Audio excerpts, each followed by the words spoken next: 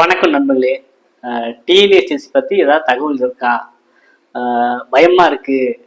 News சேனலில் பார்க்குற செய்தி பொருளாக பார்க்கும்போது நமக்கு ரொம்பலாம் பயமாக இருக்குது அப்படின்னு நிறைய பேர் கேட்டுக்கிட்டு இருக்கீங்க. ஸோ உங்களுக்கு தெம்பூட்டு விதமாக தான் இந்த காணொலி. ஓகேவா? சரி, நம்ம எந்த கவலையும் இல்லைங்க. சரிங்களா? நமக்கான ப்ராசஸ் பக்காவாக பண்ணிக்கிட்டு இருக்காங்க. நமக்கு எல்லாருக்குமே எப்போ முடிஞ்சது? அக்டோபர் 24 எல்லாருக்கும் முடிஞ்சது. அக்டோபர் 24 முடிஞ்சு இப்போ என்னன்னா ஒரு வாரம் இருக்குமா? அவ்வளோதான் ஆயிருக்கு. அப்போ நமக்கான ரிசல்ட் எப்போ வரும் அப்படிங்கிற கேள்வி இருக்கு. சரிங்களா? ரிசல்ட் வெகு விரைவில் வந்துடும். சரிங்களா? அப்போ நமக்கு தெரிஞ்ச ஒரு கால அளவு இருக்குல்ல. இப்போ பிப்ரவரி எண்டு வரைக்கும் தான் நம்ம ஸ்டேட் கவர்மெண்ட் அப்படியே இருப்பாங்க. அதுக்கப்புறம் பார்த்தீங்கன்னா தேர்தல் ஆணையம் சில ரெஸ்ட்ரிக்ஷன் பண்ணிடுவாங்க. புதுசாக எந்த ரிசல்ட்டோ நோட்டிபிகேஷனும் புதிய அறிவிப்புகள் வெளியே வராது. ஓகேவா? அப்ப நம்ம மேக்சிமம் என்ன பண்ணுவாங்கன்னா, நீங்க பிப்ரவரிக்குள்ள நீங்க போஸ்டிங் போடுற மாதிரி இருக்கும்.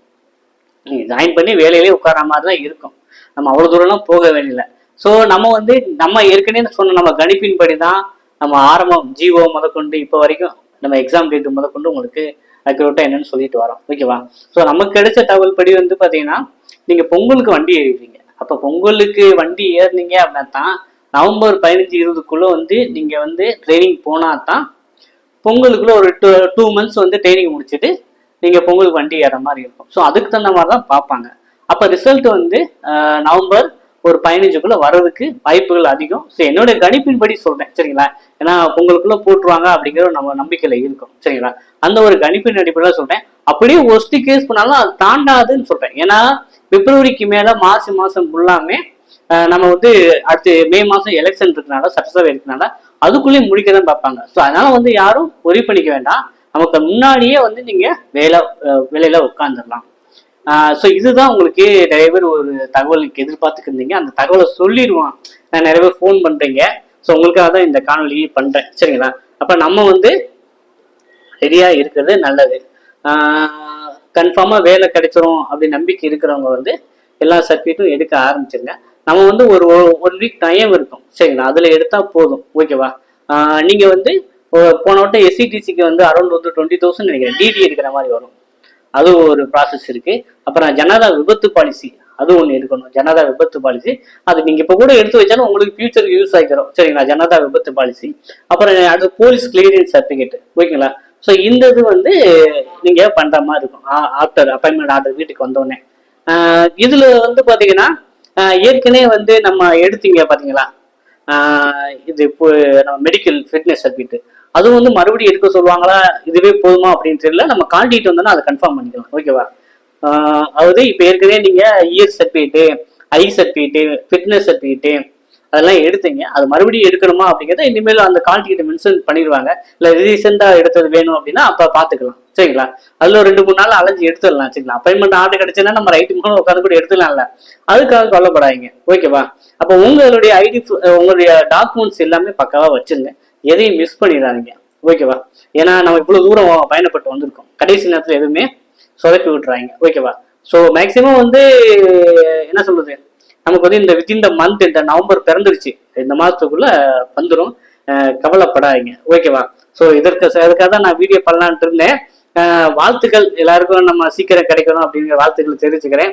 ஸோ நிறைய பேர் 2023 ஒரு மீட்டப் பண்ணலாம், எல்லாரும் சந்திப்போம் அப்படின்னு பார்த்தா இப்போ முடியல. இப்போ நிறைய பேர் கண்டிப்பா நம்ம சந்திப்போம், எல்லாரும் ஒற்றுமையா பார்ப்போம் அப்படின்னு. நான் குரூப்பை பார்த்தீங்கன்னா இன்னும் ஒரு வாரத்திலேயே நான் ஓப்பன் பண்ணி விட்டேன். எல்லாரும் குரூப்பை ஓப்பன் பண்ணுங்க, என்ன தகவல் வருதுன்னு எனக்கு தெரிய மாட்டேங்கிறாங்க. குரூப்பை ஓப்பன் பண்ணா தேவையில்லாத குப்பைகள்லாம் கொட்டுற மாதிரி இருக்கனால குரூப்பை ஜஸ்ட் க்ளோஸ் தான் பண்ணியிருக்கேன். சரிங்களா? இப்போ வந்துடும். நம்ம வந்தோடனே உங்களுக்கு மறுபடியும் நீங்க எல்லா வித எப்படி நம்முடைய குரூப்பின் மூலமா உங்களுக்கு சகலவித அப்டேட்டு தகவல் சரியான எனக்கு என்னன்னா நிறைய பேர் சந்தோஷப்பட்டு எனக்கு ஃபோன் பண்ணி சொன்னாங்க, இல்ல அந்த குரூப்புனாலதான் நான் ப்ராப்பரா டாக்குமெண்ட் கொண்டு போனேன், டாக்குமெண்ட் எல்லாமே அந்த குரூப் கிடைச்சது. உங்களுக்கு நன்றி சொல்லிக்கிறேன். மற்ற நண்பர்களுக்கும் ஒரு அண்ணன் தம்பி போல நம்ம ஹெல்ப் பண்ணாங்க. அது நான் மறக்க முடியாது அப்படிங்கிற உணர்ச்சி பூர்வமா பேசுனாங்க. எனக்குமே ரொம்ப சந்தோஷமா இருந்தது. ஏன்னா 2023 இதே மெத்தடாலஜி தான் இப்போ யூஸ் பண்ணோம். அப்போ 625 வேகன்சி தான். இப்போ 3204. இப்போ நம்ம கூட்டம் பெருகி இருக்கு. சரிங்களா? அப்ப அது வரைக்கும் நமக்கு ரொம்ப சந்தோஷமா தான் இருக்குது. ஒரு சில தோழர்களுக்கு வந்து பாத்தீங்கன்னா ரிஜெக்ட் பண்ணாங்க. அது எதையும் எடுத்து பார்க்குற மார்ப்பாங்க நம்ம வச்சுக்கணும், சரிங்களா? ரிஜெக்ட் ஆனவங்களுக்கு என்னுடைய வருத்தத்தை தெரிவிச்சுக்கிறேன். மீண்டும் வாங்க, ஏன்னா அடுத்த கோர்ட்ல டிரைவர் எக்ஸாம் போடுவாங்க, அடுத்தடுத்து போடத்தான் போறாங்க. சரி, இது இல்லைன்னா நான் அடுத்த விட்டு அப்படின்னு பார்த்துட்டு இருங்க, சரிங்களா? ரிஜெக்ட் ஆனவங்களுக்கு என்னோட வருத்தத்தை தெரிவிச்சுக்கிறேன். கவலைப்பட வேண்டாம், இது மட்டும் வாழ்க்கை இல்லை, எவ்வளவோ இருக்கு. நீங்க பஸ் ஓனரை கூட ஆகலாம், சரிங்களா? 2 பஸ் வாங்கி கூட விடலாம், அது பின்னாடி பாத்துக்கலாம், சரிங்களா? கிடைக்கலன்னா என்ன, இதை நம்பி நீங்க இல்ல இல்ல இது நான் வரைக்கும் இல்ல அப்படியே யோசிக்கிறீங்க. கிடைக்கலன்னா விட்டுங்க, ரிஜெக்ட் ஆனவங்க அடுத்தது பாத்துக்கலாம். ஸோ தேர்வானவங்க வந்து பாத்தீங்கன்னா அதை காண்கிறதுக்கான சிறப்பான வேலைகளை டாக்குமெண்ட் பத்திரமா வச்சிருங்க. எந்த வித இடர்பாடும் வர வேண்டாம், சரிங்களா? ஏன்னா கடைசி நேரத்தில் வந்து அவன் இடிச்சுதான் போலீஸ் கம்ப்ளைண்ட் எதுவும் ஆயிட வேண்டாம். ஏன்னா எஃப்ஐஆர் முக்கியம், அதாவது போலீஸ் கிளியரன்ஸ் சர்டிஃபிகேட் முக்கியம், சரிங்களா? ஸோ அந்த மாதிரி கொஞ்சம் பார்த்துக்கோங்க, உங்க உடம்பையும் பார்த்துக்கோங்க. நீங்க வந்து பாத்தீங்கன்னா ஒரு 2 மாசம், ஏன்னா இம்மிடியா வந்து ஒரு 1 வீக்ல ஜாயின் பண்ணணும், சரிங்களா? நீங்க சர்டிஃபிகேட் அந்த டாக்குமெண்ட் கரெக்டான உடனே மறுபடியும் உடனே ட்ரைனிங் போற மாதிரி இருக்கும். அப்போ உங்க ஃபேமிலி விட்டு 1 மாசம் 2 மாசம் பிரிஞ்சு இருக்கிற மாதிரி இருக்கும். அதுக்கான சூழ்நிலையை பார்த்துக்கோங்க, ஓகேவா? இந்த மாதிரி சூழல்லாம் இருக்கு. ஏன்னா ஏற்கனவே சிஎலா ஓடுறவங்களுக்கு என்ன பெனிஃபிட் அப்படின்னா, ஏற்கனவே சிஎலா ஓடினா அவங்க உடைய அவங்கள வண்டி எடுக்க சொல்லிடுவாங்க, இந்த டிப்போ நீங்க போங்க அப்படின்னு சொல்லிடுவாங்க. ஸோ மற்ற கேட்டகரிஸ்க்கு மட்டும்தான் கம்பல்சரியா 2 months ட்ரைனிங் இருக்கிற மாதிரி இருக்கும். ஏற்கனவே சிஎலா ஓடினவங்களுக்கு இது ஒரு பெனிஃபிட். அவங்களுக்கு வந்து பாத்தீங்கன்னா 2 மணி நேரம் பார்ப்பாங்க, ஓகே ஏற்கனவே ஓடிட்டு நீ கிளம்பு அப்படின்றாங்க, ஓகேவா? ஸோ இதுதான் நடக்க போகுது. நம்மளும் நம்புவோம், சரிங்களா? எந்த ஒரு இது இல்லை. சரி, நிறைய தோழர்கள் வந்து என்ன சொன்னாங்க, 10th மார்க் ஷீட் பிரச்சனை இஷ்யூவாக நிறைய பேர் வந்து நாங்கள் கேஸ் கொடுக்குறோம், எங்களை இது வந்து ரிஜெக்ட் பண்ணிட்டாங்க 10th மார்க் ஷீட் ப்ரைவேட்டாக இருக்கிறதுக்காக அப்படின்னு சொல்லியிருந்தாங்க. ஸோ அவங்க என்ன ஆனாங்க, எந்த நிலைமையில இருக்குன்னு தெரியல. ஸோ நம்ம வந்து வெயிட் பண்ணி பார்க்கலாம்.